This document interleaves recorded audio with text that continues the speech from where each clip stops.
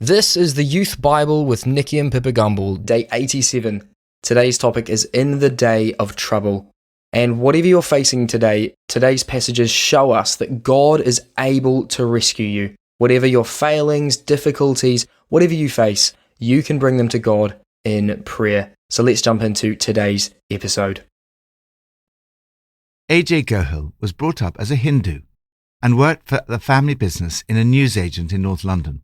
At the age of 21, he contracted erythrodermic psoriasis, a chronic skin disease. His weight dropped from 11.5 stone, 73 kilograms, to 7.5 stone, 47.6 kilograms. The disease was all over his body from head to toe. He lost all his friends. His wife and son left him. He wanted to die. As AJ lay dying in hospital, he cried out to God.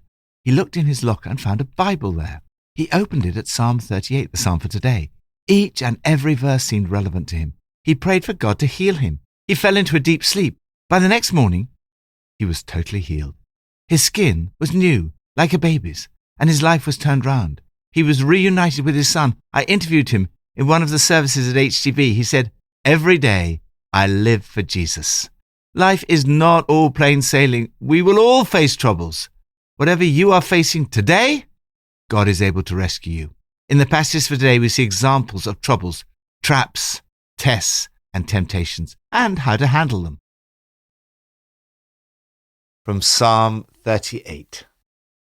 I am bowed down and brought very low. All day long I go about mourning. My back is filled with searing pain. There is no health in my body. I am feeble and utterly crushed. I groan in anguish of heart. All my longings lie open before you, Lord.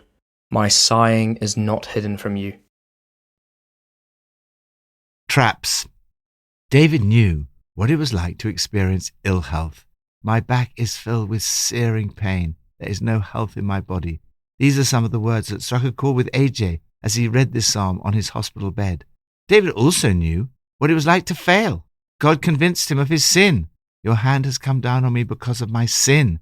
My guilt has overwhelmed me like a burden too heavy to bear. Because of my sinful folly, the light has gone from my eyes. On top of all this, David had to cope with opposition. He was surrounded by people who wanted to see his downfall. He wrote, "Those who want to kill me set their traps. Those who would harm me talk of my ruin. All day long they scheme and lie." Yet in the midst of these traps and his own failings and difficulties, David cried out to God. He knew that God was able to forgive him, rescue him, and heal him. Whatever your failings, whatever difficulties you may face, you too can bring them to God in prayer. Lord, I cry to you today. Forgive my sin, heal my body, and rescue me from the traps set for me. New Testament, from Luke 7. Soon afterwards, Jesus went to a town called Nain. As he approached the town gate, a dead person was being carried out, the only son of his mother, and she was a widow. And a large crowd from the town was with her. When the Lord saw her, his heart went out to her, and he said, "Don't cry." Then he went up and touched the bier they were carrying him on, and the bearers stood still. He said, "Young man, I say to you, get up." The dead man sat up and began to talk, and Jesus gave him back to his mother. They were all filled with awe and praised God. "A great prophet has appeared among us," they said. "God has come to help his people." Jesus went on to say, "To what then can I compare the people of this generation? What are they like? They are like children sitting in the marketplace and calling out to each other. We played the pipe for you, and you did not dance. We sang a dirge, but you did not cry. For John the Baptist came neither eating bread nor drinking wine, and you say, 'He has a demon.' The Son of Man came eating and drinking, and you say, 'Here is a glutton and a drunkard, a friend of tax collectors and sinners.' But wisdom is proved right by all her children." Tests. Each person you meet and every situation that confronts you is, in a sense, a test. How are you going to respond to the needs of the people around you and the situations you find yourself in? First, needs of others. I took a funeral of a young man who died of cancer aged 30. I saw his mother, a friend of ours for over 30 years, standing by the coffin of her only son. I understand how when Jesus saw the woman in today's passage in a similar situation, his heart went out to her. Jesus had the power and authority to raise her son from the dead, but he still had to have the courage to step out in faith and do it. We all have to operate within the limits of our own faith. Responding to this kind of situation can be really testing. To get it wrong would be pastorally disastrous. Certainly, I do not recommend doing what Jesus did unless you have his authority, power, faith, and a direct instruction from God. But we must seek the right words and the right responses to all those in need. Whatever we do must be motivated by compassion.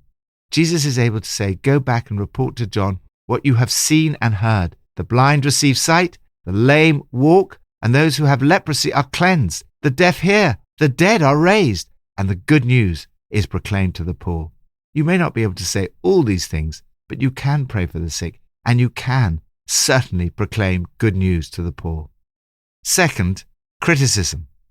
In spite of the fact that Jesus was doing so much that was extraordinary, wonderful, and life-changing, he was not universally accepted.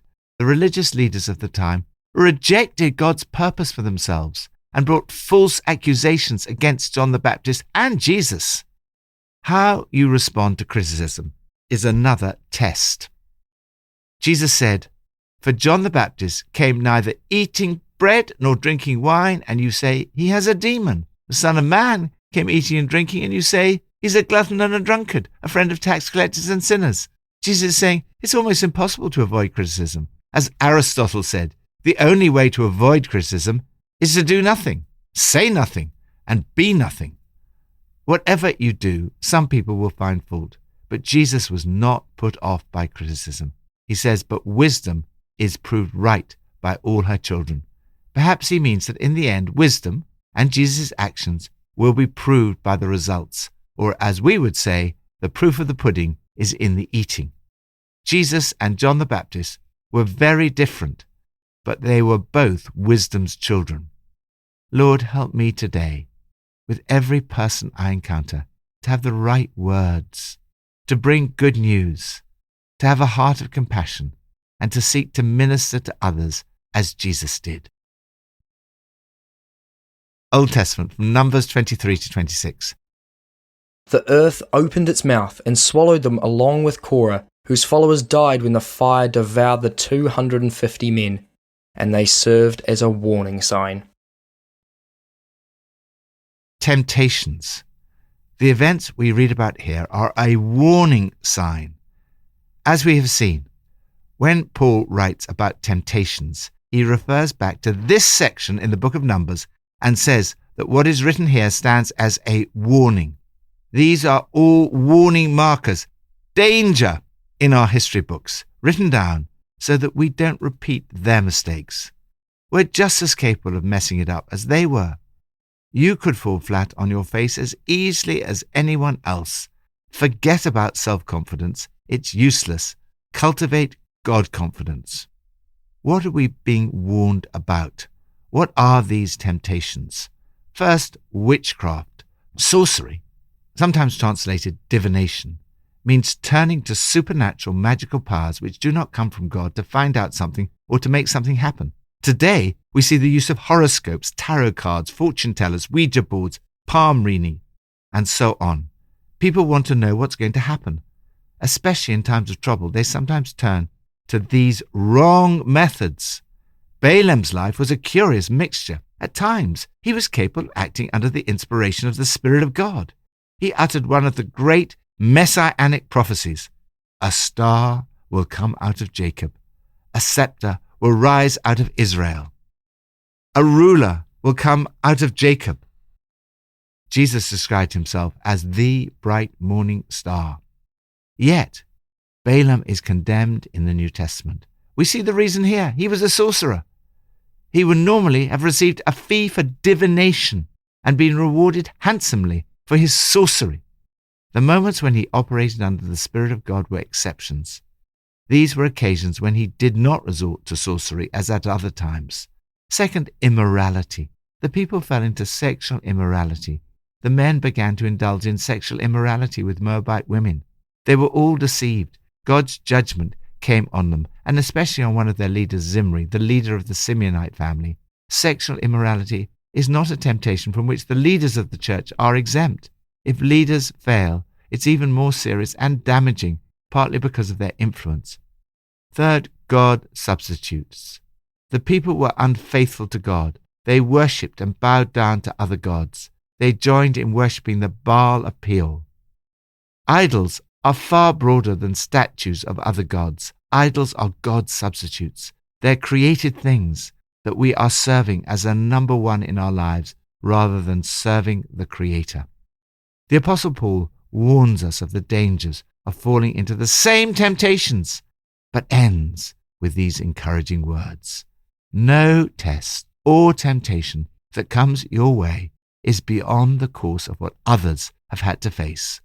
God will never let you down. He'll never let you be pushed past your limit. He'll always be there to help you come through it.